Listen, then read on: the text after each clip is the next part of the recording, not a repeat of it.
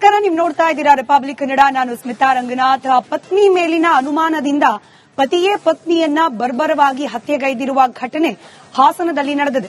ಅಯ್ಯಪ್ಪ ಸ್ವಾಮಿ ಮಾಲೆಯನ್ನ ತೆರೆದ ದಿನವೇ ಮರ್ಡರ್ ಮಾಡಿದ್ದಾನೆ ಪತಿ. ರಾಧಾ ಎಂಬಾಕೆಯನ್ನ ಹತ್ಯೆ ಮಾಡಿದ್ದಾನೆ ಪತಿ ಕುಮಾರ್. ಅಯ್ಯಪ್ಪ ಸ್ವಾಮಿ ಮಾಲೆಯನ್ನ ಬಿಚ್ಚಿ ಕೆಲವೇ ದಿನಗಳಲ್ಲೇ ಈ ಹತ್ಯೆ ನಡೆದು ಹೋಗಿದೆ. ರಾಧಾ ಕೊಲೆ ಮಾಡಿ ಯಗಚಿ ನದಿಗೆ ಆಕೆಯ ದೇಹವನ್ನ ಬಿಸಾಡಿದ್ದಾನೆ ಅನ್ನೋ ಆರೋಪ ಕುಮಾರ್ ಮೇಲೆ ಬಂದಿದೆ.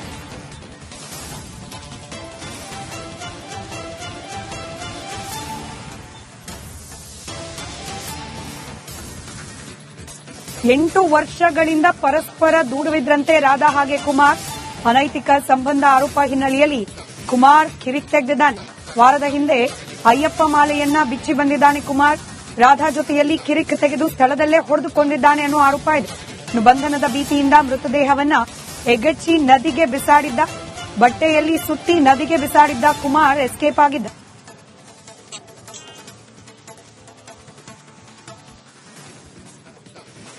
ಮತ್ತಷ್ಟು ಡೀಟೇಲ್ಸ್ ನಮ್ಮ ಪ್ರತಿನಿಧಿ ಕುಶವಂತ್ ನೀಡ್ತಾರೆ. ದೂರವಾಣಿ ಸಂಪರ್ಕದಲ್ಲಿದ್ದಾರೆ.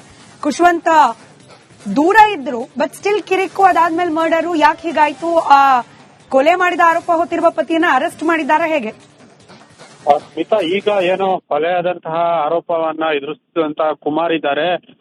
ಆತ ರಾಧಾ ತನ್ನ ಪತ್ನಿಯಿಂದ ದೂರ ಇದ್ದ. ಜೊತೆಗೆ ಆತನಿಗೆ ಮತ್ತೊಂದು ಮಹಿಳೆಯೊಂದಿಗೆ ಅಕ್ರಮ ಸಂಬಂಧ ಇತ್ತು. ಹೀಗಾಗಿ ಅದನ್ನ ಪ್ರಶ್ನೆ ಮಾಡಿದಕ್ಕೆ ತೆರಳಿದ್ದಂತಹ ರಾಧಾಳನ್ನ ಪತಿ ಕುಮಾರ್ ಕೊಲೆ ಮಾಡಿದ್ದಾನೆ ಅನ್ನುವಂತ ಆರೋಪವನ್ನ ಪೋಷಕರು ಈಗ ಮಾಡಿರುವಂತದ್ದು. ಆಲೂರು ಯಡೂರು ಬಳಿ ಏನು ಕುಮಾರ್ ವಾಸ ಇದ್ದ, ಅಲ್ಲಿಗೆ ಆ ಮನೆಗೆ ತೆರಳಿದಂತಹ ಪತ್ನಿ ರಾಧಾ ಬೇರೆ ಮಹಿಳೆಯೊಂದಿಗೆ ಯಾಕೆ ಸಂಬಂಧ ಹೊಂದಿದೆ. ಜೊತೆಗೆ ಕುಮಾರ್ ವಾರದ ಹಿಂದಷ್ಟೇ ಶಬರಿಮಲೆಗೆ ತೆರಳುವಂತಹ ಸಂದರ್ಭದಲ್ಲಿ ಆ ಒಂದು ಸಂದರ್ಭದಲ್ಲೂ ಕೂಡ ಈ ವಿಚಾರವನ್ನ ಈಕೆ ಪ್ರಶ್ನೆ ಮಾಡಿದ್ಲು. ಈ ಸಿಟ್ಟನ್ನ ಇಟ್ಕೊಂಡು ಬಂದಂತಹ ಕುಮಾರ್ ಶಬರಿಮಲೆಗೆ ಹೋಗಿ ಬಂದು ಒಂದು ವಾರದಲ್ಲಿ ಈ ಕೃತ್ಯ ಎಸಗಿದ್ದಾನೆ ಅಂತ ಪೋಷಕರು ಆರೋಪವನ್ನ ಮಾಡಿದ್ದಾರೆ. ಜೊತೆಗೆ ಇವರಿಬ್ಬರಿಗೂ ಕೂಡ ಓರ್ವ ಡಿಗ್ರಿ ಓದುವಂತ ವಿದ್ಯಾಭ್ಯಾಸ ಮಾಡುವಂತ ಮಗ ಕೂಡ ಇದ್ದಾನೆ ಅನ್ನುವಂಥದ್ದು.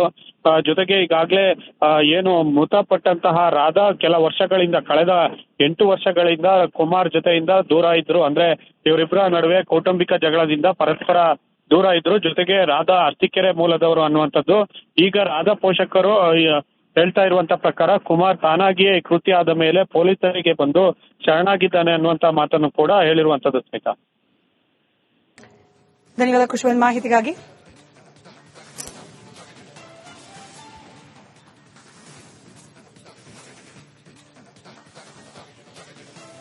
ಹೋಗಿಕ್ಕೆ ನಮ್ಮ ಮಕ್ಕಳನ್ನ ಹೊಡೆದು ಕೊಲೆ ಮಾಡಿ ಚಾನಲ್ಗೆ ಹಾಕಿದ್ದಾರೆ ಸರ್. ಪೊಲೀಸ್ನವರಂತೂ ನಮ್ಗೆ ಏನು ರೆಸ್ಪಾನ್ಸ್ ಮಾಡ್ತಿಲ್ಲ, ಅವ್ರ ಹತ್ರಕ್ಕೂ ಬಿಡ್ತಾ ಇಲ್ಲ.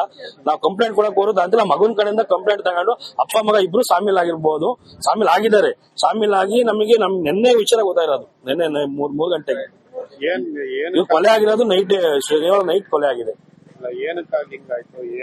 ಅವ್ರ ಗಂಡ ಹೆಂಡತಿ ಆಂತರಿಕ ಜಗಳ, ಮಾಮೂಲಿ ಮನಸ್ತಾಪಗಳು ಜಗಳ ಇತ್ತು. ಅವ್ರು ದೂರ ಆಗಿದ್ರು. 19 ವರ್ಷ ಜೀವನ ಮಾಡಿ ಚೆನ್ನಾಗಿದ್ರು. ಈಗ 1 ವರ್ಷದಿಂದ ಜಗಳ, 1.5 ವರ್ಷದಿಂದ ಜಗಳ ಮಾಡ್ಕೊಂಡು ಹಾಸನದಲ್ಲಿ ಸಪರೇಟ್ ಮನೆ ಮಾಡ್ಕೊಂಡಿದ್ರು.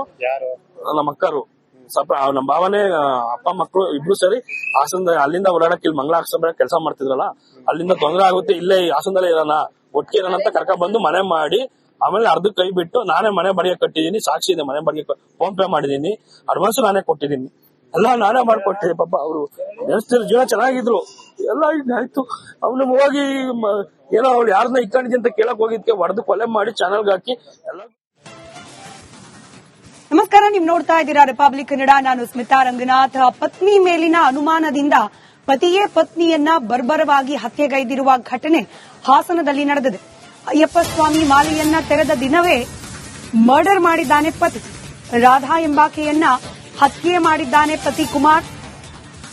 ಅಯ್ಯಪ್ಪ ಸ್ವಾಮಿ ಮಾಲೆಯನ್ನ ಬಿಚ್ಚಿ ಕೆಲವೇ ದಿನಗಳಲ್ಲೇ ಈ ಹತ್ಯೆ ನಡೆದು ಹೋಗಿದೆ. ರಾಧಾ ಕೊಲೆ ಮಾಡಿ ಯಗಚಿ ನದಿಗೆ ಆಕೆಯ ದೇಹವನ್ನ ಬಿಸಾಡಿದ್ದಾನೆ ಅನ್ನೋ ಆರೋಪ ಕುಮಾರ್ ಮೇಲೆ ಬಂದಿದೆ.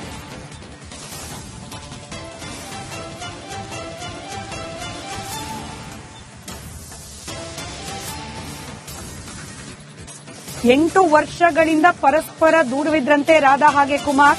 ಅನೈತಿಕ ಸಂಬಂಧ ಆರೋಪ ಹಿನ್ನೆಲೆಯಲ್ಲಿ ಕುಮಾರ್ ಕಿರಿಕ್ ತೆಗೆದಿದ್ದಾನೆ. ವಾರದ ಹಿಂದೆ ಅಯ್ಯಪ್ಪ ಮಾಲೆಯನ್ನ ಬಿಚ್ಚಿ ಬಂದಿದ್ದಾನೆ ಕುಮಾರ್. ರಾಧಾ ಜೊತೆಯಲ್ಲಿ ಕಿರಿಕ್ ತೆಗೆದು ಸ್ಥಳದಲ್ಲೇ ಹೊಡೆದುಕೊಂಡಿದ್ದಾನೆ ಅನ್ನೋ ಆರೋಪ ಇದೆ. ಬಂಧನದ ಭೀತಿಯಿಂದ ಮೃತದೇಹವನ್ನ ಎಗಚ್ಚಿ ನದಿಗೆ ಬಿಸಾಡಿದ್ದ. ಬಟ್ಟೆಯಲ್ಲಿ ಸುತ್ತಿ ನದಿಗೆ ಬಿಸಾಡಿದ್ದ ಕುಮಾರ್ ಎಸ್ಕೇಪ್ ಆಗಿದ್ದ.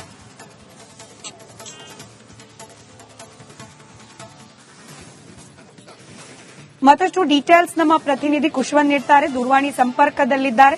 ಕುಶವಂತ, ದೂರ ಇದ್ರು ಬಟ್ ಸ್ಟಿಲ್ ಕಿರಿಕು, ಅದಾದ್ಮೇಲೆ ಮರ್ಡರು, ಯಾಕೆ ಹೀಗಾಯ್ತು?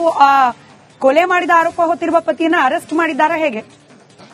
ಸ್ಮಿತಾ, ಈಗ ಏನು ಕೊಲೆಯಾದಂತಹ ಆರೋಪವನ್ನ ಎದುರಿಸಿದಂತಹ ಕುಮಾರ್ ಇದ್ದಾರೆ, ಆತ ರಾಧಾ ತನ್ನ ಪತ್ನಿಯಿಂದ ದೂರ ಇದ್ದ. ಜೊತೆಗೆ ಆತನಿಗೆ ಮತ್ತೊಂದು ಮಹಿಳೆಯೊಂದಿಗೆ ಅಕ್ರಮ ಸಂಬಂಧ ಇತ್ತು. ಹೀಗಾಗಿ ಅದನ್ನ ಪ್ರಶ್ನೆ ಮಾಡಿದಕ್ಕೆ ತೆರಳಿದ್ದಂತಹ ರಾಧಾಳನ್ನ ಪತಿ ಕುಮಾರ್ ಕೊಲೆ ಮಾಡಿದ್ದಾನೆ ಅನ್ನುವಂತ ಆರೋಪವನ್ನ ಪೋಷಕರು ಈಗ ಮಾಡಿರುವಂತದ್ದು. ಆಲೂರು ಯಡೂರು ಬಳಿ ಏನು ಕುಮಾರ್ ವಾಸ ಇದ್ದ, ಅಲ್ಲಿಗೆ ಆ ಮನೆಗೆ ತೆರಳಿದಂತಹ ಪತ್ನಿ ರಾಧಾ ಬೇರೆ ಮಹಿಳೆಯೊಂದಿಗೆ ಯಾಕೆ ಸಂಬಂಧ ಹೊಂದಿದೆ. ಜೊತೆಗೆ ಕುಮಾರ್ ವಾರದ ಹಿಂದಷ್ಟೇ ಶಬರಿಮಲೆಗೆ ತೆರಳುವಂತಹ ಸಂದರ್ಭದಲ್ಲಿ ಆ ಒಂದು ಸಂದರ್ಭದಲ್ಲೂ ಕೂಡ ಈ ವಿಚಾರವನ್ನ ಈಕೆ ಪ್ರಶ್ನೆ ಮಾಡಿದ್ಲು. ಈ ಸಿಟ್ಟನ್ನ ಇಟ್ಕೊಂಡು ಬಂದಂತಹ ಕುಮಾರ್ ಶಬರಿಮಲೆಗೆ ಹೋಗಿ ಬಂದು ಒಂದು ವಾರದಲ್ಲಿ ಈ ಕೃತ್ಯ ಎಸಗಿದ್ದಾನೆ ಅಂತ ಪೋಷಕರು ಆರೋಪವನ್ನ ಮಾಡಿದ್ದಾರೆ. ಜೊತೆಗೆ ಇವರಿಬ್ಬರಿಗೂ ಕೂಡ ಓರ್ವ ಡಿಗ್ರಿ ಓದುವಂತ ವಿದ್ಯಾಭ್ಯಾಸ ಮಾಡುವಂತ ಮಗ ಕೂಡ ಇದ್ದಾನೆ ಅನ್ನುವಂಥದ್ದು.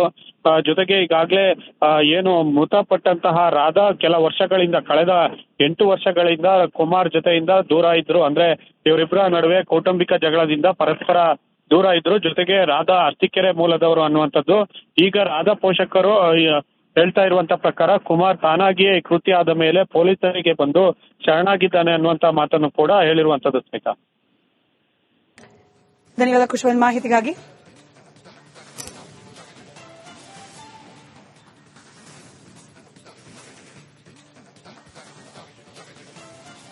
ನಮ್ಮ ಮಕ್ಕಳನ್ನ ಹೊಡೆದು ಕೊಲೆ ಮಾಡಿ ಚಾನಲ್ಗೆ ಹಾಕಿದ್ದಾರೆ ಸರ್.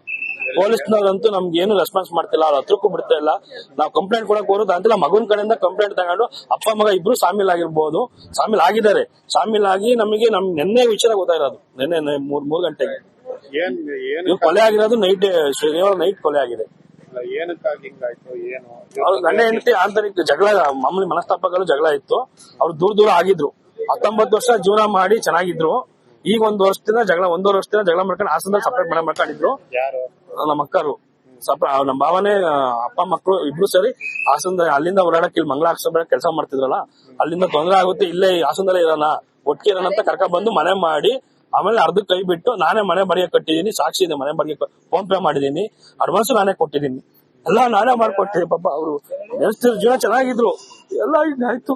ಅವನು ಹೋಗಿ ಏನೋ ಅವ್ಳು ಯಾರನ್ನ ಇಟ್ಕೊಂಡಿದ್ದೆ ಅಂತ ಕೇಳಕ್ ಹೋಗಿದ್ಕೆ ಹೊಡೆದು ಕೊಲೆ ಮಾಡಿ ಚಾನಲ್ಗೆ ಹಾಕಿ ಎಲ್ಲ